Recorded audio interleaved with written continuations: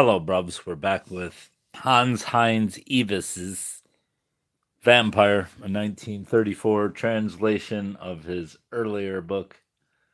I'm struggling to get through it at this point, mostly because I've been working a lot lately and I've been tired as hell, so very hard to read when you're tired. Oh, let's open this so I can yell at people when they fucking say stupid comments. Always cheers me up to yell at people on here. Be derisive towards them.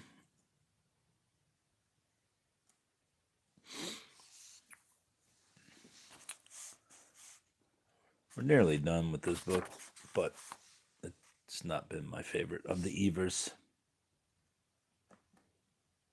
Of the Evases. Chat's open. She did not go swimming with him that morning. She was busy, she told him, and he would have to go without her. It was the first time they were alone in Oakhurst. As a real bride and groom, and that must be celebrated, she would prepare luncheon. You as a housewife, fancy that, he laughed. Never mind, you'll see, she said. Wait for me on the beach. I will come for you when I am ready. He went to his room, undressed, and put on sandals and a beach robe. He always undressed in his room and walked through the park in his bathrobe, using the cabin on the beach only to change into his bathing suit. Today he took a long time undressing, hesitating what drug to take, strychnine or laudanum. Finally, he decided on arsenic. He strolled through the park, following a detour that led him past the game preserve. He fed beets to the deer and gave the stags shiny chestnuts. One graceful white hart that often followed him through the whole park sniffed at the pockets of his beach robe until he gave her some sugar.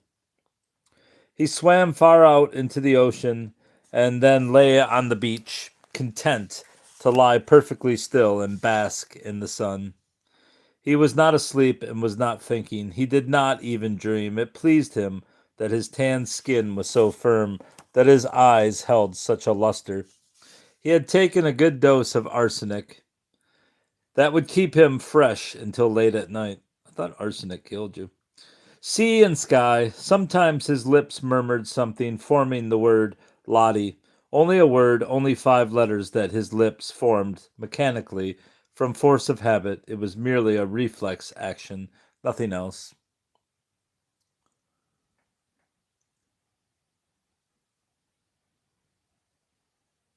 What's wrong with your mom, bruv? Only a word, only 5 letters that his lips forced mechanically from force of habit. It was merely a reflex action, nothing else. Then he remembered that Ivy had said she was going to call for him on the beach.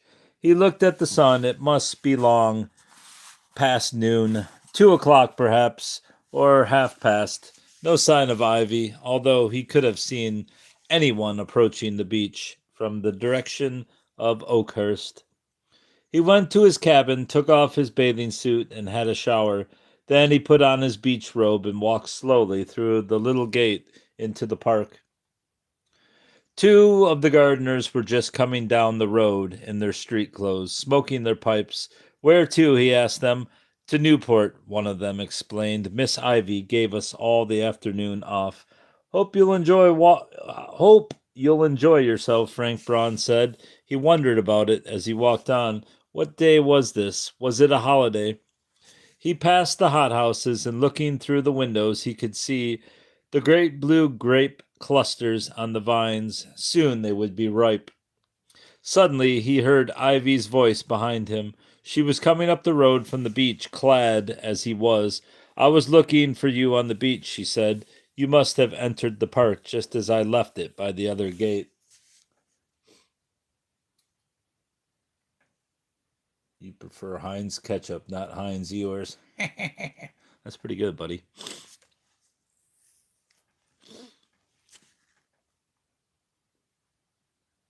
Do you want to go swimming so late? He wondered. Oh no, we are going to have luncheon now. Everything is ready.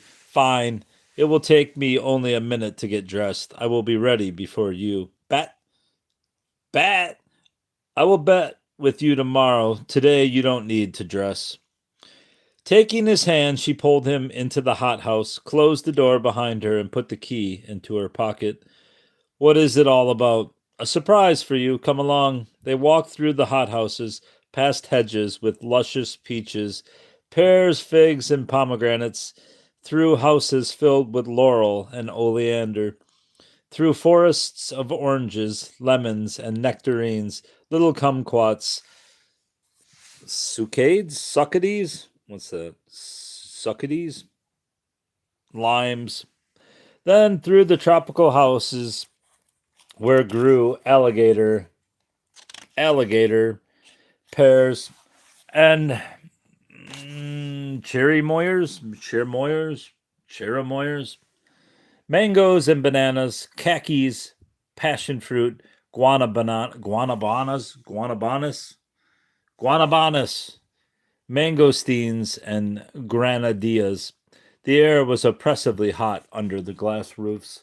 Would you rather be in a pool full of rats, or would you rather be in a pool full of spiders? Oh, and the first option is dead rats. Spiders. I'm pretty sure spiders, most of them aren't going to give you the bubonic plague.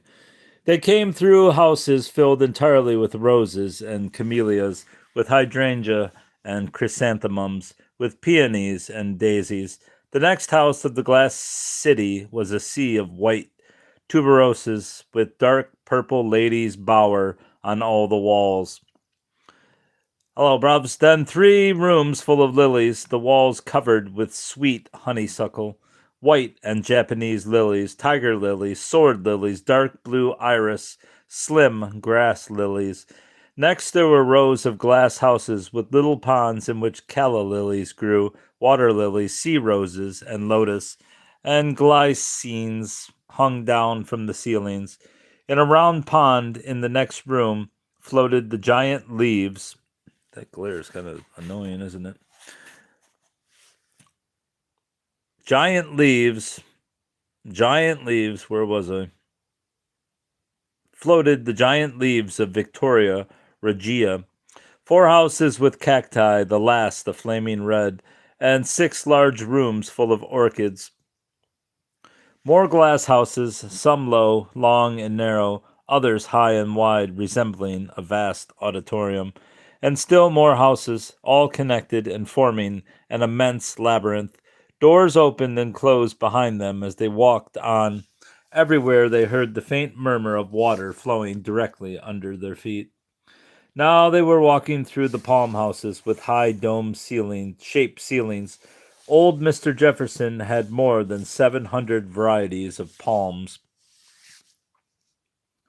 They were his greatest pride. They walked through conifer forests, through a jungle of rubber trees, and were dazzled by a flame of color in a room filled with blazing red hibiscus.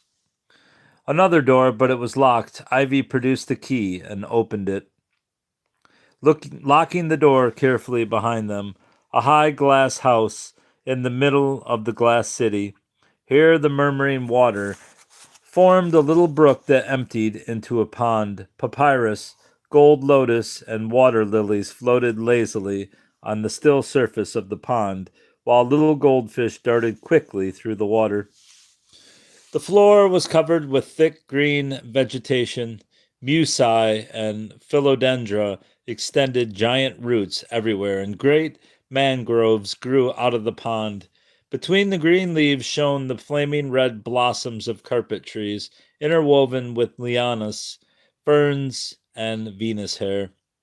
Orchids drooped their fiery blossoms, a wild riot of vegetation, but everything still and dead without the slightest breath of air. 3 Indian temple trees permeated the atmosphere with the sweet, soft scent of their yellow-white blossoms, mingling with the dark, heavy perfume of Dama de Noche. Red and purple bougainvillea covered the walls and hung down from the ceiling. Ivy was still holding Frank Braun's hand as she led him along a narrow path to the pond and around it to a small clearing on the other side. Here behind the bamboo thicket was the place, rugs and skins, piles of cushions. In the center of the clearing, a tablecloth was spread with their meals set out.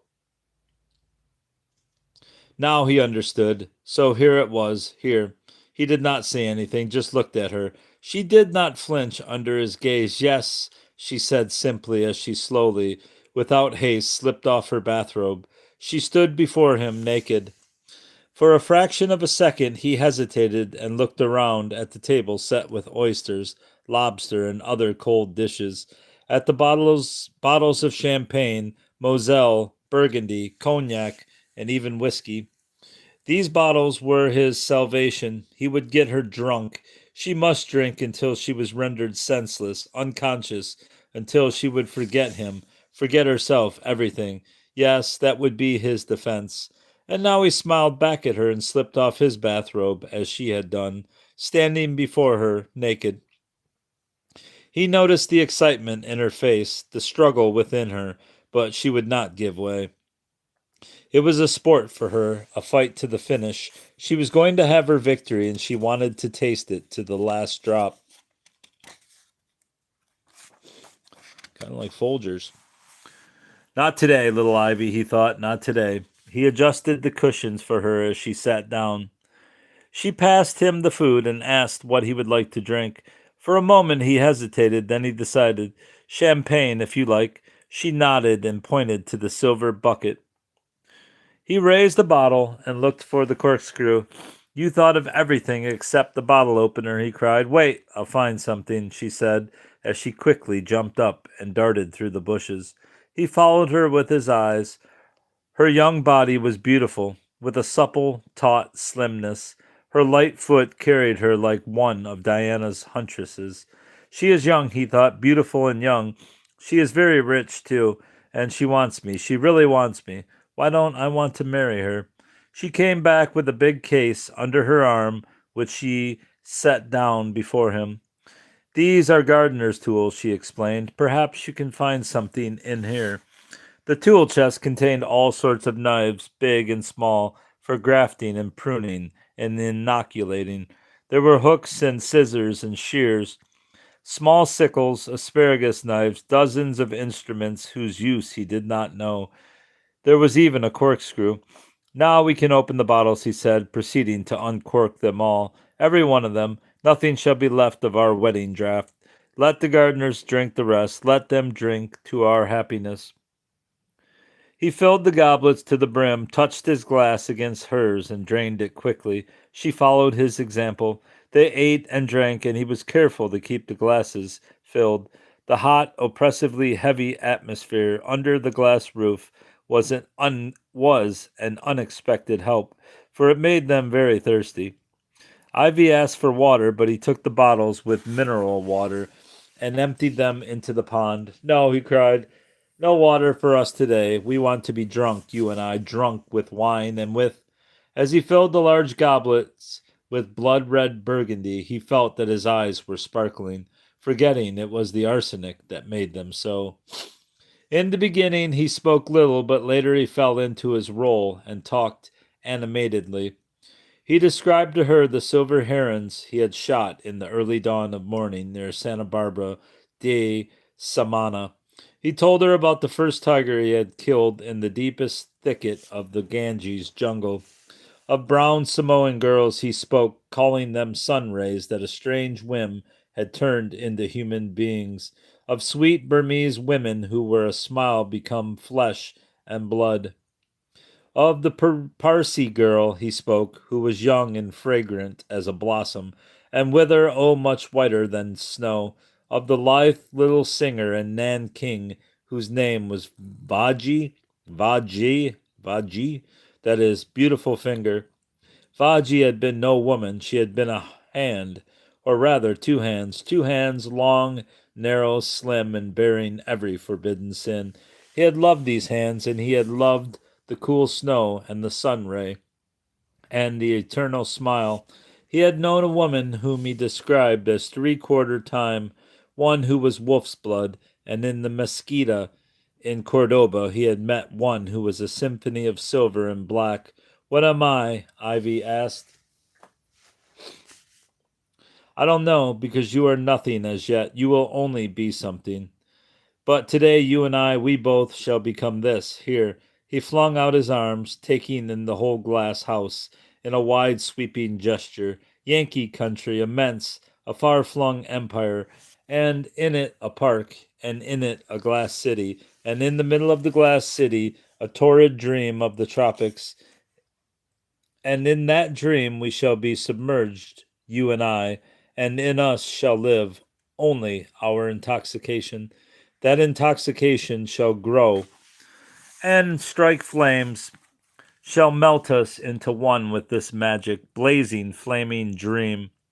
Our glass forest is a brazen lie, Ivy, a madly grotesque lie, just as our love is. You know it as well as I do, but your Yankee whim wants it, and thus it shall come true. Today, this mad dream shall become reality as I create it.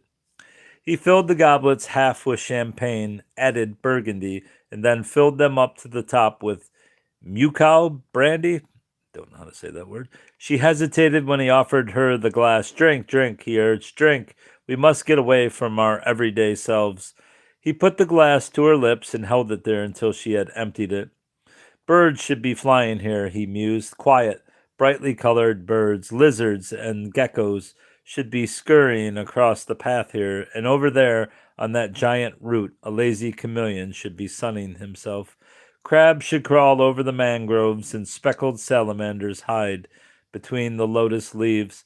Here on this liana, a green iguana should be watching us with his small bright eyes, while snakes should lazily twist their sparkling bodies through the bamboo stalks.